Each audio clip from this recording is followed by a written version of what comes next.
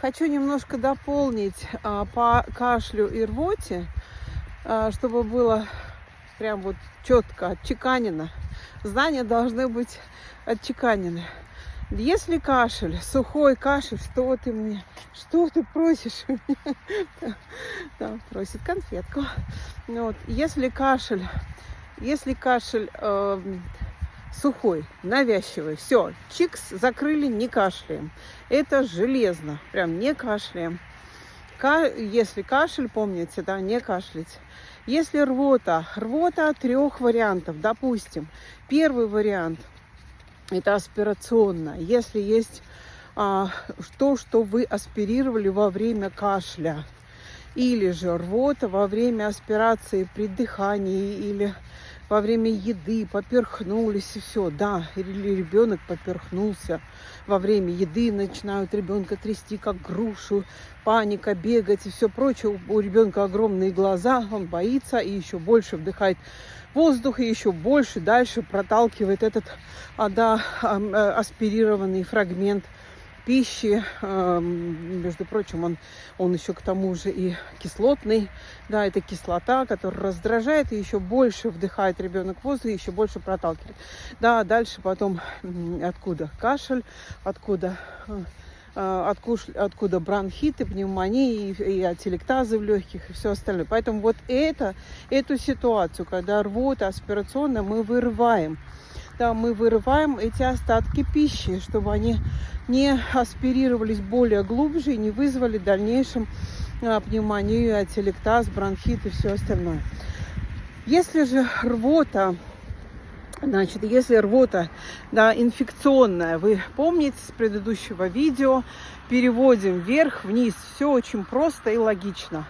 Да, чтобы вся инфекция ушла, нам невыгодно, чтобы инфекция выходила ртом.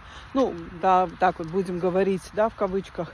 Да, инфекция на самом деле, да, токсичная сальвация, токсичное секретирование всех кислот и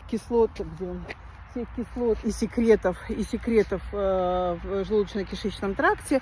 На инфекцию, запомните, будет секрет. То есть организм хочет от инфекции кишечник промыть. Он будет больше продуцировать секрета, слизи, да, жидкости и так далее. Поэтому либо это верхом выходит, либо это низом выходит. Но когда верхом, нам надо это сделать вниз, да, чтобы уходило, чтобы не было риска получить обезвоживание ребенку, судороги, как я говорила в предыдущем видео. То есть делаем клизму и все. Да, таким образом, опять-таки, аспирационную рвоту убираем аспирацию путем кашлевого рефлекторного или рвотного рефлекса. Да, если инфекционная рвота, мы ее сверху перебрасываем вниз путем клизмы. И следующая рвота у нас осталась, я ее не проговорила. Это рвота лихорадочная. То есть на фоне лихорадки, на фоне высокой температуры. Опять-таки, как в первой рвоте мы боролись с самим аспирационным агентом, мы его хотели вытащить, правильно? Да, таким образом, нажимая на корень языка, вызывая кашель или рвоту. Но во втором мы хотим инфекционный агент спустить вниз и покакать. И в третьем варианте мы просто должны бороться с температурой, ребенка охлаждать, ребенка, естественно, такую же ледяную клизму сделать, замечательно, и температура упадет. То есть мы боремся с причиной рвоты, с первопричиной рвоты, не с возбуждением этого рвотного центра, а с первопричиной рвоты. В следующем видео, расскажу уже про лихорадку и магическая аптечка во время лихорадки. Все, я вас обнимаю, целую, пока-пока.